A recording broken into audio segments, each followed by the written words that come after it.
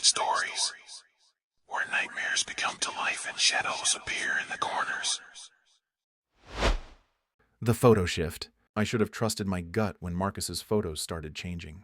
It began innocently enough. We'd matched on Hinge 3 weeks ago, and I was smitten immediately. Marcus had this warm smile and kind eyes, the type of guy who looked like he'd rescue cats and remember your coffee order. His profile was perfect, hiking photos showing off a lean build, a picture with his golden retriever, and a candid shot of him laughing with friends at what looked like a brewery. After our match, I did what everyone does. I screenshot his photos to show my roommate Emma. "He's cute," she'd said, scrolling through them.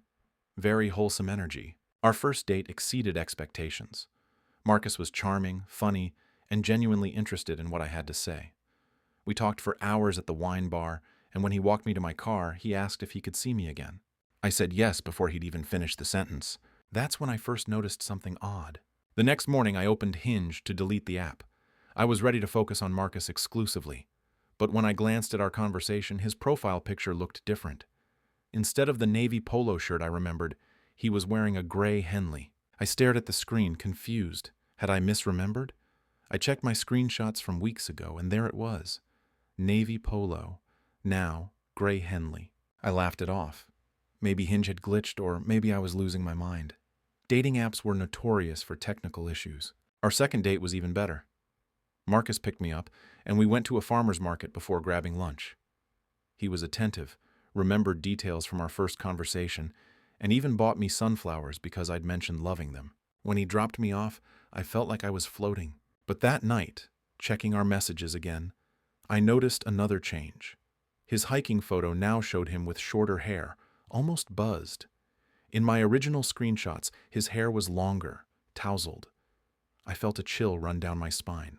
"Emma," I called to my roommate, "come look at this." I showed her the current photos versus my screenshots. She frowned, studying them carefully. "Maybe he updated his profile," she suggested, though she sounded uncertain. "But we already matched. Why would his photos in our existing conversation change?" Emma didn't have an answer. By our third date, I was actively looking for changes. Marcus took me to dinner at an upscale restaurant, and everything felt perfect. He was the same sweet, attentive guy I'd fallen for, but I couldn't shake the growing unease about the photos. When I got home, I immediately checked Hinge. My breath caught. In his brewery photo with friends, the background had changed. Instead of the warm, crowded bar I remembered, they were now sitting in what looked like a sterile, empty restaurant. The lighting was different too, harsher, more clinical. But Marcus and his friends were in identical poses, wearing the same clothes, with the exact same expressions. I took new screenshots and compared them to my originals. It wasn't my imagination. His photos were definitely changing, but not in ways that made sense. These weren't updates or new pictures. They were the same photos, but altered. Sleep eluded me that night. The fourth date never happened. Marcus canceled last minute, saying he had a family emergency. I was disappointed but understanding. However, when I opened Hinge to reply to his message, I nearly dropped my phone. His dog photo had changed. The golden retriever was the same, but now they were standing in front of my apartment building. I recognized the distinctive red door and the crooked address numbers that the landlord never fixed. With shaking hands, I examined the photo more closely.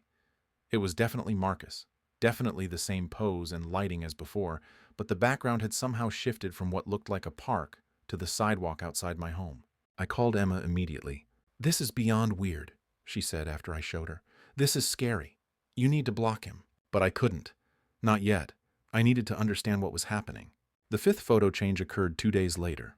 Marcus had sent a good morning text, and when I opened our conversation, his main profile picture had shifted again.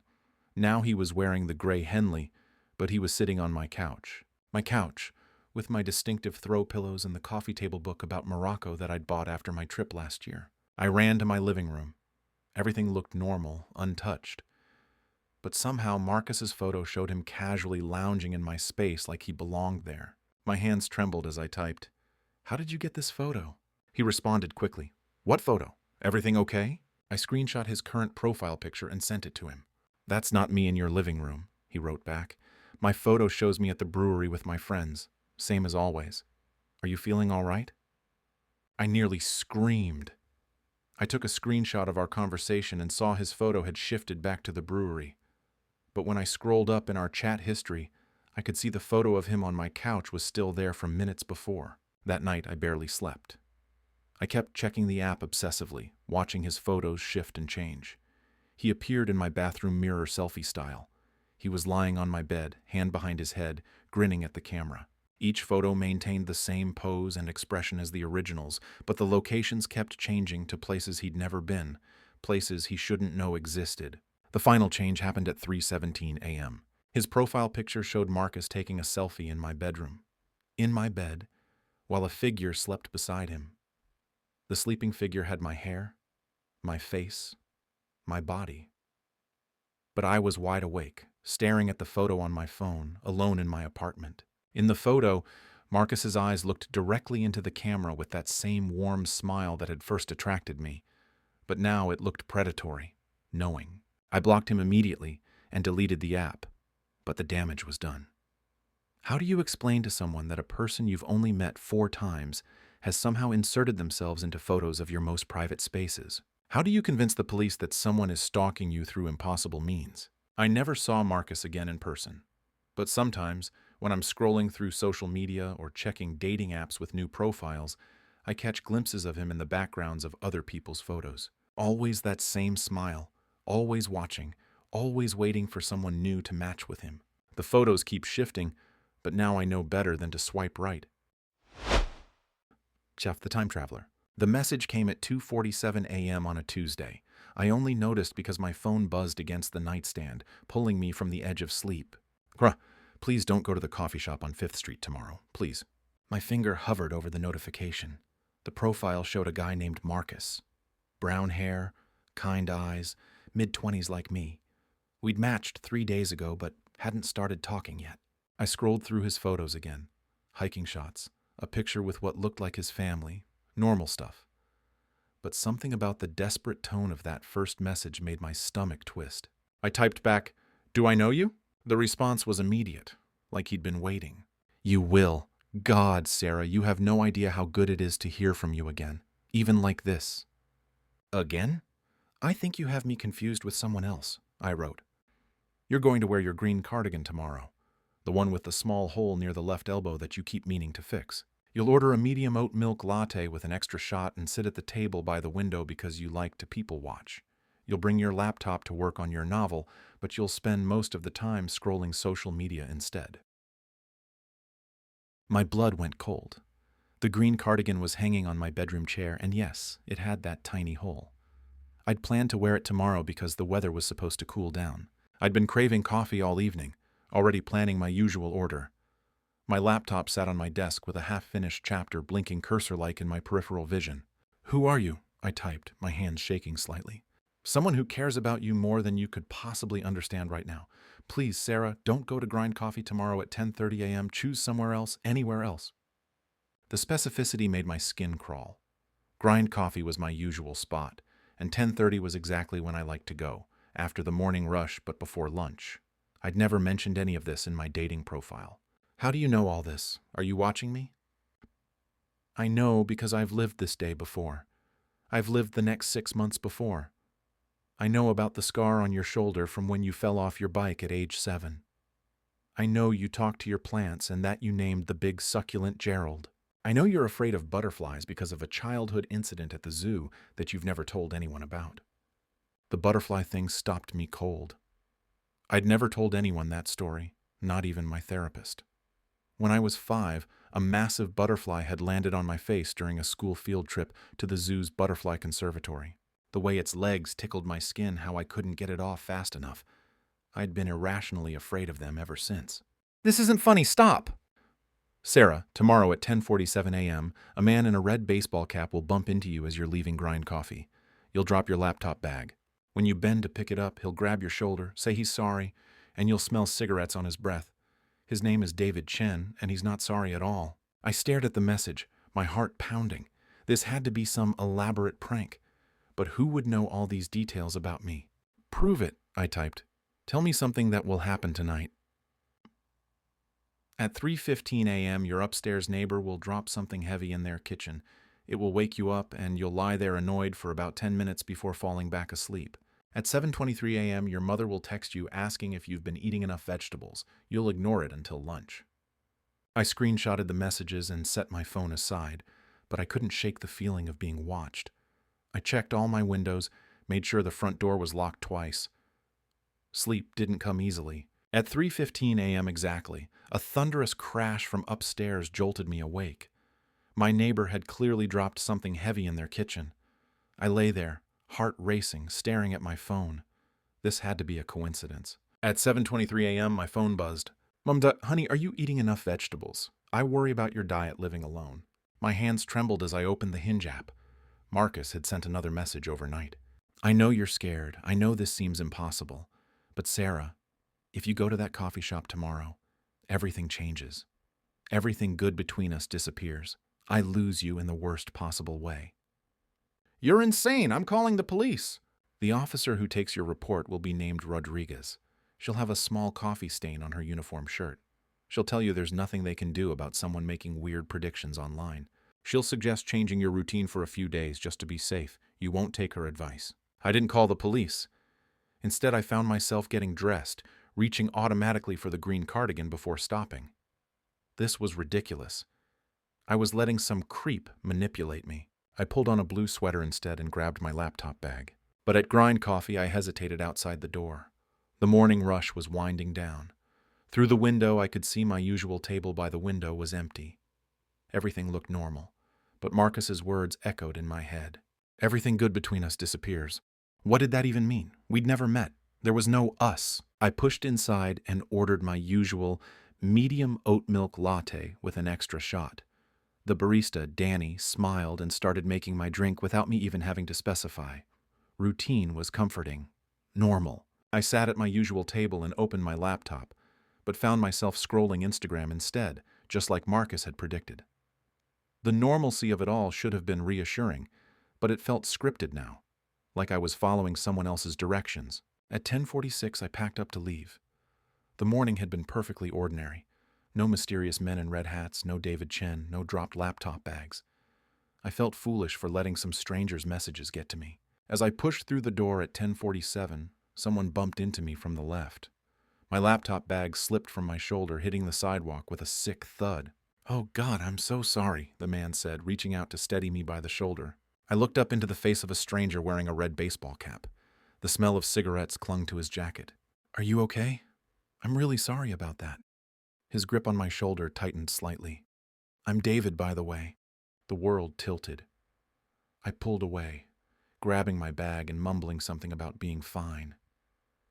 David Chen, if that was really his name, watched me hurry down the street, and I could feel his eyes on my back long after I'd turned the corner. That night, I messaged Marcus. "How?"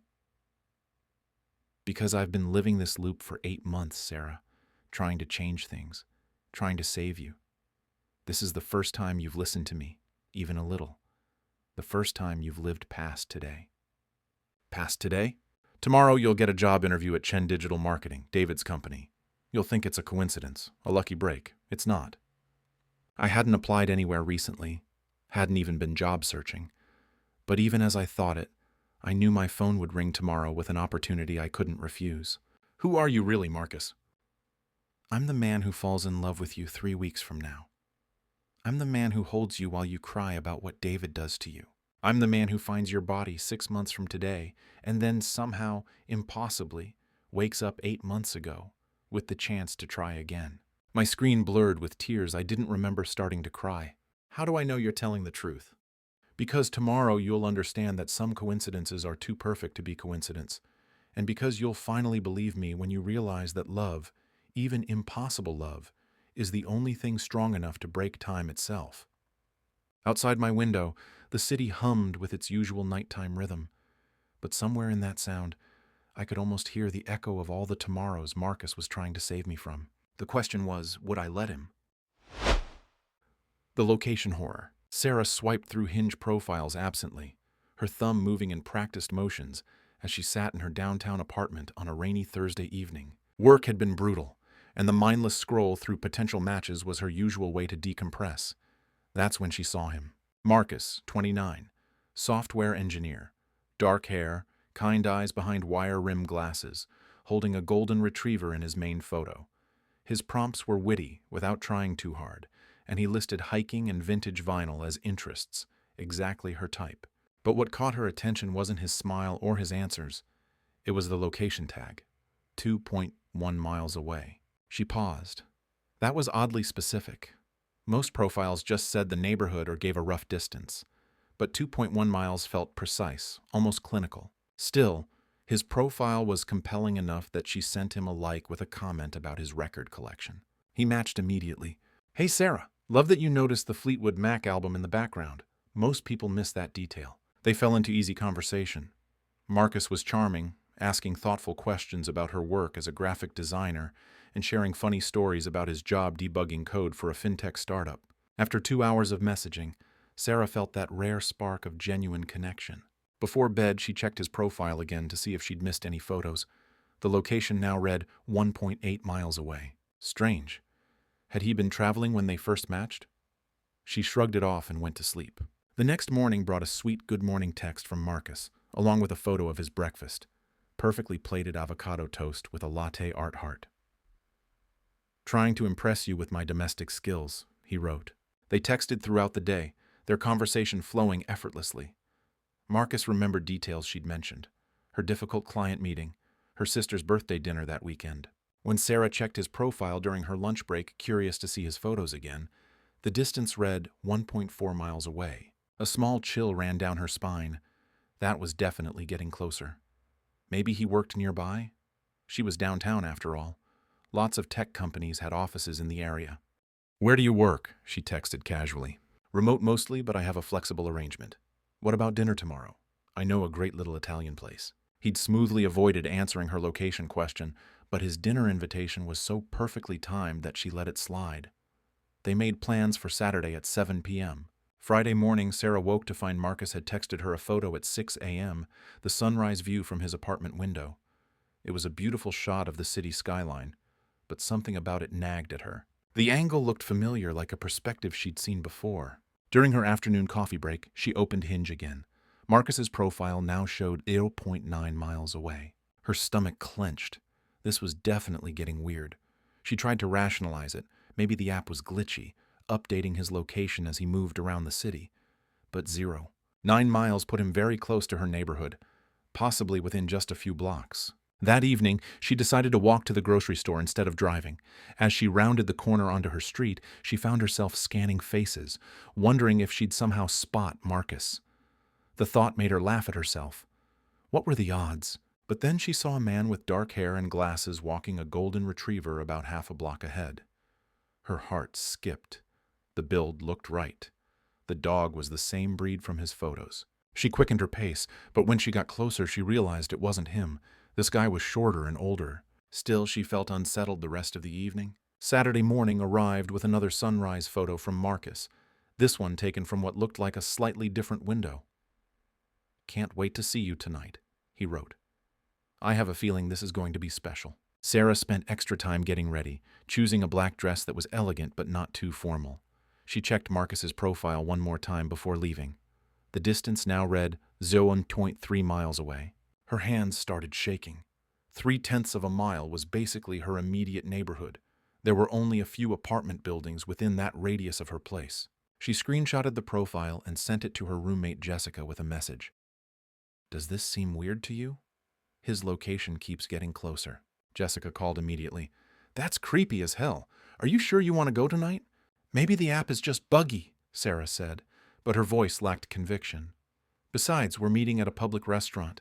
It'll be fine. Text me every hour, okay? And send me his last name so I can look him up."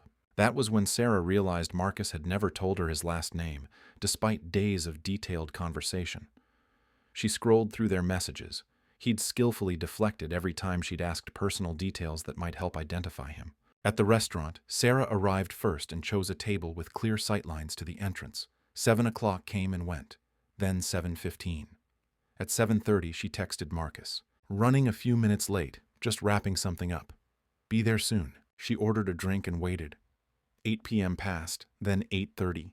Her texts were going unread. Frustrated and embarrassed, Sarah paid for her wine and headed home.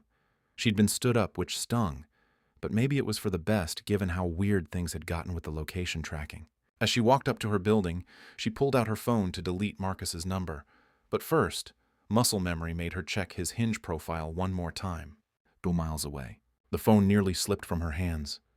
0 miles away meant he was right here, right where she was standing. Sarah spun around, scanning the street, the building entrances, the parked cars.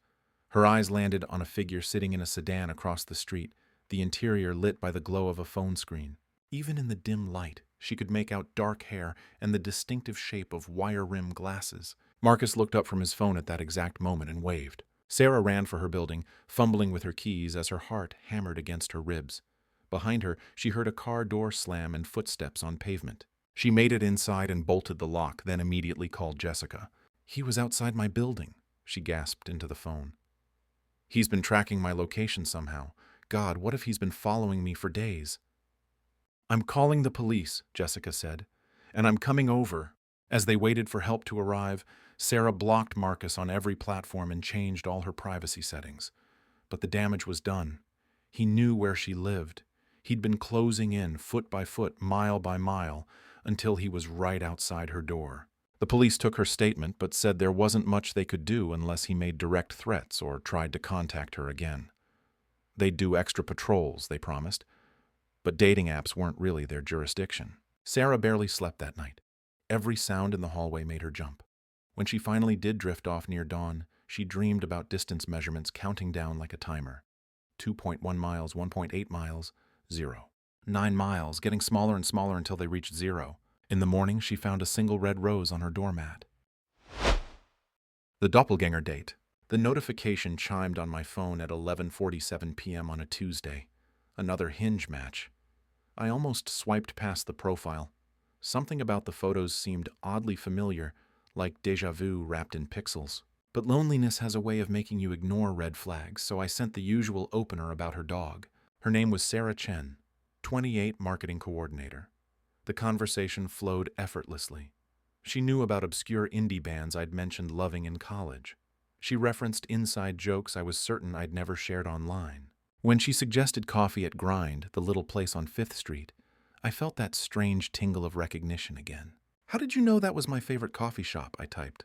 "Lucky guess," came her reply. I should have trusted my instincts. Saturday afternoon, I arrived 10 minutes early and grabbed a corner table.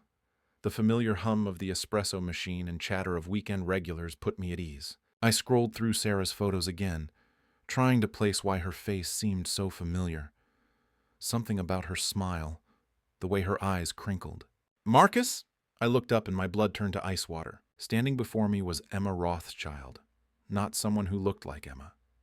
Not a distant resemblance. Emma herself, down to the tiny scar above her left eyebrow from when she fell off my treehouse when we were 9. Emma, who had died in a car accident 15 years ago during our senior year of high school. My hands trembled as I gripped the table edge. "This isn't possible." She slid into the seat across from me, tilting her head with that same curious expression she'd worn 1,000 times before. "What isn't possible?" You can't be here. You're Emma Rothschild." Her laugh was exactly the same, bright and musical, the laugh that had gotten us both detention in Mr. Peterson's chemistry class. "I go by Sarah now, remember? Sarah Chen. We've been texting for 3 days." The rational part of my brain scrambled for explanations. Identical twin given up for adoption. Some kind of elaborate prank. Grief-induced hallucination. But when she reached across the table and touched my hand, her skin was warm and real. "You look like you've seen a ghost," she said, and I couldn't tell if she was joking. "How do you know about Grind? About the bands we used to listen to?" "We never stopped listening to them together, silly." Her eyes, Emma's eyes, the exact shade of green I'd never forgotten, sparkled with amusement. "Remember when we snuck out to see the Strokes at the Metro? You were so worried about your parents finding out, but I convinced you it would be worth it." My throat constricted. Emma and I had planned to sneak out to see the Strokes. We'd bought the tickets, mapped out our escape route, even practiced climbing back through my bedroom window. But she died 3 days before the concert. "That never happened," I whispered. "Of course it did. We stayed out until 2 a.m. and you threw up behind the venue because you were so nervous. I held your hair back and we laughed about it for months. The coffee shop seemed to fade around us. Other customers' conversations became white noise. Nothing existed except this impossible woman wearing my dead best friend's face, spinning memories that existed only in the realm of might have been. "Do you remember the last thing you said to me?" I asked, testing her. Her expression softened. "That I'd see you at graduation practice Monday morning. That we'd walk across that stage together like we'd planned since elementary school." Emma had said those exact words to me on Friday afternoon, 3 days before the accident. We'd been standing by her locker making plans for the weekend. I'd never told anyone about that conversation. "But we never got to walk together," I said, my voice breaking, "because you died that Sunday night. Your car hit black ice on Highway 34. I spoke at your funeral." Sarah, Emma, whoever she was, didn't flinch. Instead, she smiled with infinite sadness. "In some stories, maybe, but not in this one.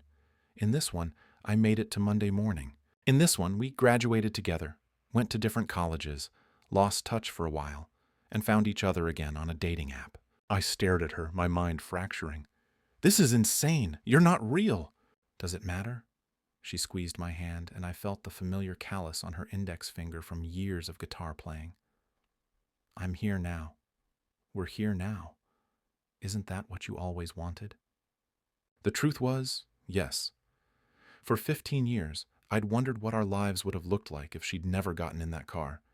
Would we have dated, married, stayed friends? The possibilities had haunted me through every relationship, every milestone she should have shared. "This isn't possible," I repeated, but even as I said it, I found myself not wanting to leave. Sarah reached into her purse and pulled out 2 tickets. "The Strokes are playing the Metro next week, anniversary tour. We could finally see that show." I looked down at the tickets, then back at her impossible, familiar face. In the rational world, this was madness. But sitting there, holding her hand, I felt more alive than I had in 15 years. Sometimes the heart chooses its own version of reality. I picked up the tickets. "I'll pick you up at 7, she said. And for the first time since high school, I felt like I was exactly where I belonged. The date that never existed. The notification chimed at 11:47 p.m. on a Tuesday. I was already in bed, scrolling mindlessly through my phone when Maya's profile appeared in my matches. Her smile was magnetic, the kind that made you forget you were looking at pixels on a screen. Dark hair cascading over one shoulder, eyes that seemed to hold secrets, and a bio that simply read, "Looking for someone who believes in second chances." I messaged her immediately, something I never did. Usually I'd wait a day or two, play it cool. But something about Maya demanded urgency. "Second chances for what?" I typed. Her response came within minutes. "For getting it right this time." We talked until 3 in the morning. Maya was a literature professor at the local college, passionate about Gothic poetry and old horror films. She'd grown up in the same neighborhood where I now lived, knew all the same coffee shops and bookstores I frequented. It felt like finding a missing piece of myself I didn't know was lost. When she suggested meeting at Blackwood Cafe, a cozy spot I'd walked past 100 times but never entered, I agreed without hesitation. "Friday, 7 p.m., she texted. "I have a good feeling about us, David." The way she used my name made my chest tight with anticipation. Friday couldn't come fast enough. I arrived at Blackwood Cafe 10 minutes early, nervous energy thrumming through my veins. The place was smaller than I'd imagined, dimly lit with vintage leather chairs and walls lined with old books, the kind of place Maya would love. She was already there, sitting in a corner booth, wearing a burgundy dress that made her skin luminous in the candlelight. When she smiled and waved me over, I felt that rare flutter of genuine connection. "You look exactly like your photos," I said, sliding into the seat across from her. "You sound surprised." Her laugh was music, low and melodic. "Good surprised, the best kind." We talked for hours. Maya ordered herbal tea that smelled like autumn leaves, while I nursed a coffee that grew cold as I got lost in her stories. She told me about her students, her research on 19th century ghost stories, her theory that all literature was really about longing for what we couldn't have. "What do you long for?" I asked. She studied me with those dark eyes. "Connection. Real connection. The kind where you feel like someone truly sees you." "I see you," I said, and meant it. When the cafe began closing around us, neither of us wanted the night to end. We walked slowly to our cars, prolonging every moment. Before we parted, Maya touched my arm gently. I had the most wonderful time, David. I feel like maybe I've been waiting for you. I kissed her goodnight, soft and sweet, and watched her drive away in an old silver Honda that suited her perfectly. The texts started immediately. Good morning messages that made me smile before I was fully awake, photos of books she thought I'd like, inside jokes that developed their own shorthand. Maya texted like she spoke, thoughtful, warm, with an undercurrent of something deeper. Can't stop thinking about last night, she wrote Saturday morning. Neither can I. When can I see you again? Soon, very soon. There's so much more I want to share with you. We made plans for the following Friday at Romano's, an Italian place downtown. Maya said she'd been wanting to try it for ages. All week, our conversations grew more intimate, more intense. She sent me photos of sunsets from her apartment window, told me about her recurring dreams of a house by the sea, shared fears about being forgotten. Sometimes I worry I'm disappearing, she texted Wednesday night, like I'm becoming transparent and one day people will look right through me. Impossible, I replied. You're the most vivid person I've ever met. Promise you won't forget me, David? How could I? Friday evening found me at Romano's 15 minutes early again, checking my reflection in the restaurant's windows. I'd worn the blue shirt Maya said brought out my eyes. The hostess, a middle-aged woman with kind eyes, greeted me warmly. Table for two, I said. I'm meeting someone, Maya Chen. The hostess's expression shifted, her smile faltering. I'm sorry.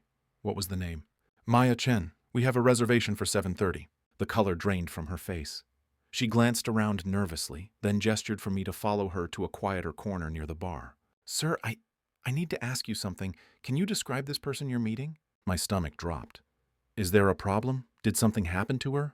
The hostess disappeared for a moment and returned with a framed photograph. My blood turned to ice water. It was Maya. Same radiant smile, same dark hair, same burgundy dress from our first date. But the photo was clearly old, the kind they used for obituaries or memorials. Maya Chen was one of our regular customers, the hostess said gently. She came here alone every Friday night for years, always ordered the same pasta primavera, always left a generous tip.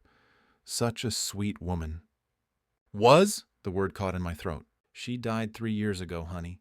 Car accident on Highway 6. We keep her picture up because she was like family. The hostess studied my face with growing concern. Are you feeling all right? You look like you've seen a ghost. I stared at the photograph, at Maya's familiar smile frozen in time. The room spun around me as I tried to process what I was hearing. That's impossible, I whispered. I just saw her last week. We've been texting all week. The hostess placed a gentle hand on my shoulder. Maybe you should sit down, dear. But I was already backing toward the door, Maya's words echoing in my mind. Looking for someone who believes in second chances. I feel like maybe I've been waiting for you. Promise you won't forget me. I fumbled for my phone with shaking hands, scrolling desperately through our text thread, but the screen showed only my own messages, blue bubbles talking to no one. The last text I'd sent, "Can't wait to see you tonight," hung there unanswered in the digital void. As I stumbled out into the cold night air, I could have sworn I felt phantom fingers brush against my arm, gentle as a memory, desperate as a goodbye. Well, I hope you got the scare you're looking for. See you next time.